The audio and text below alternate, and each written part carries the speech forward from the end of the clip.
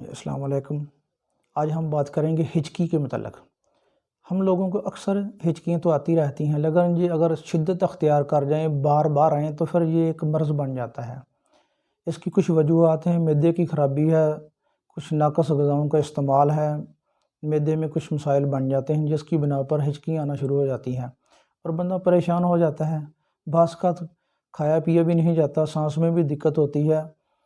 तो इसके लिए अगर ट्रीटमेंट की बात की जाए होम्योपैथी में, तो नक्स वमीका 30 ताकत में हर 3 घंटे के बाद बस 3-4 खुराकें इस्तेमाल कर लें, इंशाल्लाह मैदे की ख़राबी की बिना पर आती हुई हिचकियाँ बंद हो जाती हैं। अगर बच्चों को हिचकी बार बार आए तो कैमोमिला 30 ताकत में इस्तेमाल कराना बहुत ही मुफीद रहता है।